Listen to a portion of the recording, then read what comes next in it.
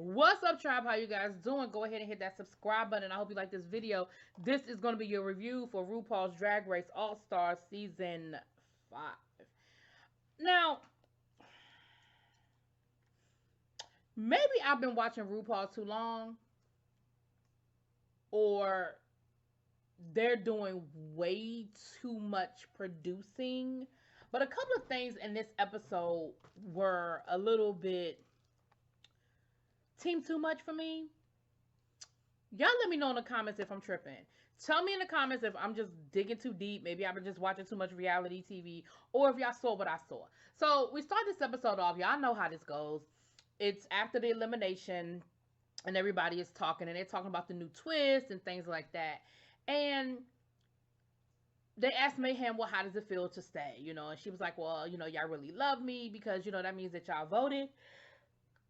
Oh, excuse me. Oh, Lord, sorry, y'all. That means that y'all voted for me to stay because remember, Evie Oddly won the lip sync, so it came down to the group vote, and the group voted for Derek Barry to go home. And Jujubee, out of nowhere, unprovoked, unprodded, unpressured, says, I didn't vote for you to stay. And Mayhem was like, what? Like, she said, oh, you're joking. And Jujubee was like, no, I'm not. She said, I mean, I just laughed more at Derek Barry's performance than yours. I felt like that was, so, and you know, Mayhem was like, well, wait a minute, we're like friends in real life. Like, we're like friends. Like, we perform together, we know each other. Like, now, I don't know if Mayhem is one of those people that uses the word friend too loosely, or if, I don't know. But I was really sitting here like, wow. That just seemed weird to me. It just seemed out of nowhere. And Jujubee, you've done this too many times. Like, this is not your first rodeo. This ain't even your first All-Stars. And it just seemed really unprovoked that you would show your hand so early for no reason. Like, I could see if it was the pressure or they were making a big deal about it. But whatever. Maybe it's me. Again, that's one of those moments that I was like, maybe it's me. Then so you know, of course, that's the little shocking moment. So then we come back, they're back in the room and they're reading Derek Barry's message or whatever, and they're talking. You know how they had that little conversation before Rue comes in, and once again, out of nowhere, Cracker says, well, I just didn't sleep well last night because I just think the wrong person. I feel like I made a mistake. So I was like, so everybody was like, oh, made a mistake, like you voted for the wrong person to go home, made a mistake. And she was like, no, like I should have had some whiteout because I feel like Orangina should have been the one to go home. And I just feel like I made a mistake. And as if you have the power to send somebody home that's not in the running. Like, you said that like you had the option of putting your own name on the whiteout, I mean on the lipstick, and that person would have went home. They would have looked at that shit, put it to the side, and kept it moving. Like, and like Angina said, you're not Bender LaCreme. Like, Bender LaCreme was in a position to decide who could go home, whether it was gonna be them or not. You can't make that decision. I said, now, if y'all go back to my reaction video, y'all know that I wasn't all that excited to see Miss Cracker to begin with. And I'm really not happy to see Miss Cracker because she showed her entire ass this episode. And it looks like from the preview she shows her ass next episode. But anyway, we'll get there. So anyway, we get to, and of course it makes Angina feel some kind of way. Now let me be clear. I think Angina should have went home as well. But again, I just didn't feel like, who the fuck is Cracker talking about I made a mistake? And I just feel like you were in a position. Child, moving on. So the maxi challenge, well, there's no mini challenge. There's a maxi challenge, and the maxi challenge is the what is it? The I love you, I'm in love challenge. And basically what it is they have to write their own verse for a song, come up with choreography and everything for the song, and then of course they're going to perform it. And they had to write their verse based on whoever their man crush is. And so India winning, because India won last week, Rue was like, okay, well, who do you consider to be your two top competition? And India says Shea Coulee and Blair St. Clair. You know something we don't know? Okay. And so Rue was like, okay, cool. Then since that's who you feel is your biggest competition, they're going to be the team leaders. And so they got to pick teams. So here's how the teams went down. It was India, Juju B, and um, Alexis Mateo, Blair, Mayhem, Miss Cracker, Shea Coulee, Angina, and Mariah. Now, you thought that the team to beat would probably be Shea Coulee's team. And it'll be interesting to see how that falls out. Now I'm just gonna tell everybody's boy crush. So India's boy crush was Justin Timberlake. Jujubee is John Stamos. Um, Alexis Mateo is Daddy Yankee. Girl, I'm so here for Daddy Yankee. Or as she said, what she say? Yaddy Yankee, Yaddy. Anyway, I don't care. Daddy Yaddy, I don't give a fuck. Blair's is Hannibal Lecter.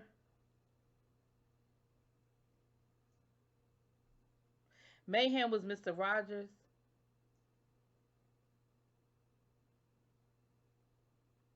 And Crackers was Sylvester Stallone. Okay. Shea Coulee was Chadwick Boseman. Chadwick. Sorry, not Chadwick. Chadwick. Angina is Henry Carell. I don't know who that is. I don't know who that person is. I guess he's some sort of superhero because that was one of her verses. And Mariah's was Jason Momoa. Bitch, yes. Absolutely. Absolutely. Absolutely. Anyway, so when they got ready to do their performance, of course you know how they have to show you the worst performances. Shay went in and she killed that shit. It looked like she did it in one take. Lord have mercy. She did this real cute play off of Wakanda and all that other stuff. It was real cute. Mariah stumbled through her Jason Momoa. Angina was just, I don't know what was going on with Angina. She was losing her voice. She was sounding hoarse. And of course, you don't have to be a great singer because, they produce the hell out of these tracks to make everybody sound like they can halfway sing. But Angina could barely get through it because of her voice, and it was just a lot. Blair, she sort of stumbled a little bit. She was a little nervous, but then she knocked that shit out because, Blair can actually sing in real life. Mayhem stumbled. Cracker was getting on Mayhem's nerves because Cracker kept trying to tell Mayhem how to write her verse. And Mayhem was like, listen, like, I know Cracker is stiff competition, and they flash back to their season when Cracker sort of eliminated Mayhem or got, you know what I'm saying. They were down to the last two, and she was eliminated. But her thing was, but this is my verse, and I'm gonna write my verse, and I don't really need your help. Then and Cracker did good. She did good. Alexis Mateo did good. Jujubee, India. I think India sort of stumbled a little bit, but the two that stood out was really Angina, really really stood out as struggling through it. And then when they got to the choreography, Shea Coulee's team knocked the choreography out the box. Like they was like boom boom bap, boom boom boom, and everybody was just sitting there like these bitches, like they have come to slay. And they did. I mean, they came in and they were ready. They didn't stumble through their court. And of course, it's edited to show us the worst. So, the workroom situation was interesting because Miss Cracker, Mayhem didn't even want to sit with her team. Like, they had got on her nerves so bad that she didn't even sit with the rest of the girls. And they sort of were having a conversation. And Mayhem was saying, all the things that Cracker did that sort of irritated her. And I feel like, because, the workroom is not, like, they're not invisible walls. So I feel like she heard bits and pieces of what was being said, or at least knew they were talking about her. And her thing was, and Blair was like, listen, girl, I love you, but you can be a little arrogant. Like, you can be real, real, real self-centered, a little arrogant. And Miss Cracker was like, what? I don't think so. I feel like I go out of my way to help other people. And again, I think you misunderstand what that means to be arrogant, self-centered, or whatever. That doesn't mean that it means that whatever you do is for your benefit. So yes, you were trying to help Mayhem write his verse, not because you were really trying to help Mayhem, because you didn't think it was good enough and he needed your help. That's that arrogance. And she went on to say how she doesn't make friends, and how she said people people find it hard to get along with me. And the one thing that she did say that was honest was, she was like, I don't know what it is that I do to turn people off, because if I knew what I was doing, I would stop. And that's honest. Like, what you do know is you're doing something that hits people the wrong way. The problem is you don't know what it is. So you don't know how to stop doing it because you don't know what it is that you're doing. But I also feel like people are trying to tell you what it is that you're doing and you don't want to hear them. Because Blair was trying to tell you what you were doing that was irritating people. And you were like, no, I don't. That's not me. I'm not that person. So it's not so much, that you don't know. You don't want to hear it. Because I refuse to believe that Blair is the first person that's told you. And she said it's been a long time since she's made a friend, because she feels like eventually people are just going to stop being her friend and stop speaking to her.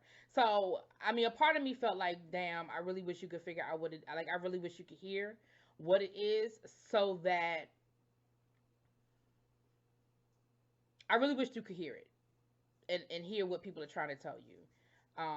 But anyway, moving on, because I ain't gonna give Cracker too much, because like I said, from the previews, it looked like it's a whole nother situation next week too. So we get to the main stage, and they do the performance. Now let me be clear, I've looked at RuPaul since season 1. I've looked at all the All Stars. I've looked at all these other things.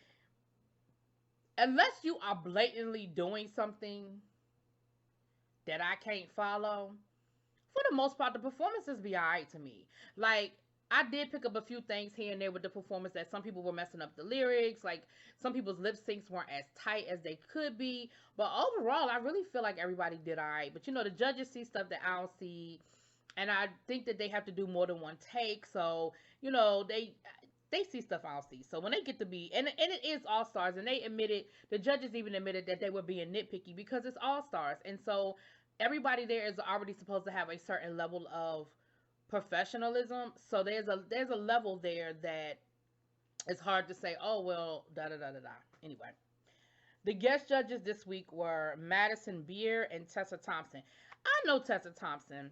I need to IDBM her because I know her face, but I can't place it, but I know her. Anyway, but they're the guest judges. Now we get to the runway, and the runway is called Skin I'm In. I believe it's called Skin I'm In. Now, my favorite look, and I'm going to try to get a picture of it to put it in my thumbnail. My favorite look was actually India Freeman, and I honestly thought it was Mariah's at first. She had this gown, and it had all these different shades of beige, and it was almost like it was almost like that different shades of black kind of thing. Like, all black people are not the same shade of black, and that's what I saw, and that's why I kind of really thought it was Mariah at first, because it sort of reminded me of her performance from last week. That was very, dealing with the idea of race and that kind of thing. But it wasn't. It was Mariah, and I mean, not Mariah, I'm sorry, it was India Freeman. And I liked it. She was actually my favorite look. I didn't like that wig. I didn't like the wig, but I liked the dress. That was actually my favorite dress. Jujubee, hers was almost like a rose gold mermaid flare out at the bottom gown. She looked beautiful, I thought she looked gorgeous. Alexis Mateo had this leather skin tone with the middle out. It wasn't my favorite. It really wasn't my favorite. I really wasn't crazy about Alexis Mateo's dress. I wasn't. I'm be honest with you. Blair Sinclair is the only one that thought outside the box and did something different. And what she did was she had a pink leather body dress. It was fitting her like a second skin. And she did her whole face in pink makeup. And then she had this yellow wig, and I thought I liked the idea. I'm cool with people who can take the theme and turn it into something that the judges maybe or the producers, when they came up with the idea, weren't necessarily thinking. So she painted herself to look like her skin was pink, and then she had on a pink dress, the skin I'm in. I thought it was actually cute. I thought it was a cute idea. A couple of the judges weren't really crazy about it, her interpretation, but I just thought it made her stand out. You know what I'm saying? Because everybody else had on some sort of beige or variation of, and I just thought it was different. I liked it. Cracker, I hated Cracker's dress. She had this tulle, and like the tulle came up to here, and then it was like a ballerina tulle at the bottom, and then it had a long tulle train, and I just thought it was hideous. I didn't like it at all. I thought it was absolutely hideous. Okay. Um, Mayhem, her dress was like it almost looked like a liquid metallic. Um, it was okay. It was okay. Again, I didn't love it. I didn't hate it. It was just okay. Um, Ongina had this like I don't even know how to describe what the hell Ongina had on, but it had like these little I don't know, child. It was Ongina shit. I don't know. It was very Ongina. It was nice. It was very Ongina. Um, and then Maria Paris Balenciaga, she had this nice dress with a long train. Again, beige, very skin tone, flesh tone kind of thing. But bitch, the showstopper of the night was motherfucking Shea Coulee. She had on a bodysuit that had the illusion of the nipples. It was like a beaded bodysuit, and it had the illusion of the nipples and the illusion of like a thong thing working. She had the gold neck, very reminiscent of the African queens you've seen with the neck jewelry that sort of covered up the neck and the afro. And she had the Zulu warrior. I don't know if it's Zulu. Don't kill me in the comments if I'm misusing it, but like the warrior paint, bitch, it was a showstopper. Like when she came out, everybody's mouth dropped open. It was a showstopper. Do you hear me? That thing, listen, it was everything. Everything.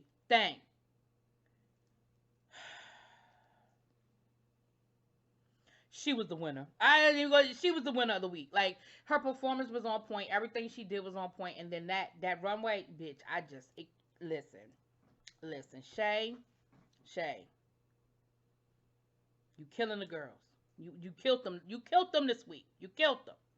And so she was doing the lip sync for your life. I mean for your legacy. The lip sync the lip sync assassin for this week was none other than Miss Who, Alyssa Edwards. Um, and again, it's one of those things where it's so funny how they film this stuff so far in advance, and you never know what's going to be appropriate or what's going to hit home in that moment. But the lip sync song was Neutron Dance by the Pointer Sisters, and rest in peace, Bonnie Pointer, who died this week. Like, is it Bonnie Pointer that died? Was it Bonnie or June? Or Ruth? I think it was Bonnie.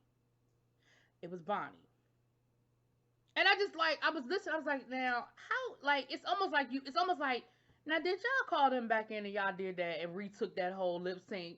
Because it's just so, like, last week with Maria Balenciaga's performance, and then this week with Neutron Dance, I'm just like, wow, like, somebody on y'all production team is very clairvoyant, Rue.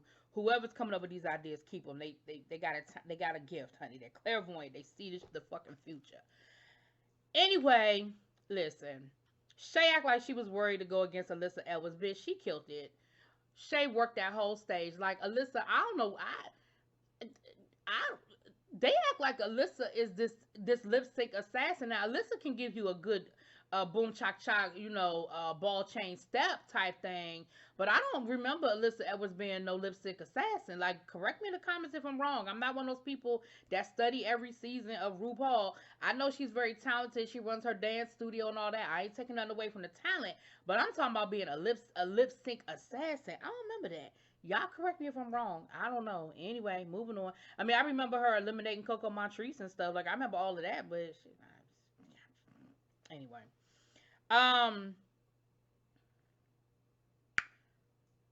And of course, so Shea Coulee got the $20,000 because you remember the $10,000 had rolled over from last week, and she got to choose who went home. Now, listen, let me rewind a little bit. I forgot to say this part. When they were deliberating, and after, you know, they found out who was on top and who was in the bottom. I don't forgot to tell y'all who the hell was in the bottom. Ongina, Maria, and India were in the bottom. Now, I didn't think Ongina, okay, because I caught her messing up her lip sync a few times during her performance, so I understood. But I didn't understand where all three of those people being at the bottom came from. Like, I feel like, anyway, it don't matter because they got backstage and Angina was like, pick me, pick me, pick me. I don't, you know, they don't deserve to go home, pick me. And my thing is, listen, I ain't never gonna beg nobody to be somewhere where they ain't want it, especially when it's a competition and I gotta eliminate you one way or the other. If you voluntarily going home, then I'm gonna go on and give you what you want. That's how I look at it. Like, of course, they had to play it up and they had to make it look like Shea Coulee was really deliberating and really had to think about it and all that. Child, but just like last week, we know good and damn well India was gonna eliminate Derek. You ain't gonna tell me that Derek lipstick wasn't sitting up in her bosom. So just like this week, the minute on Gina said, "Pick me," they don't deserve to go. I been, you know, I'd have been like, okay. I'm not convincing nobody to be with. That's like last season on season 12 with Nikki Doll when they were like, "Who do you think should go home?" And Nikki Doll was like, "Me." I was like, "All right then, bye." Like if you gonna sit here and say you, I'm gonna give you what you want. So when it was all said and done, Angina's lipstick was in Shea Coulee's bosom, and that's who went home. Okay, so that was that. Y'all let me know what y'all think. Y'all drop it in them comments. Peace.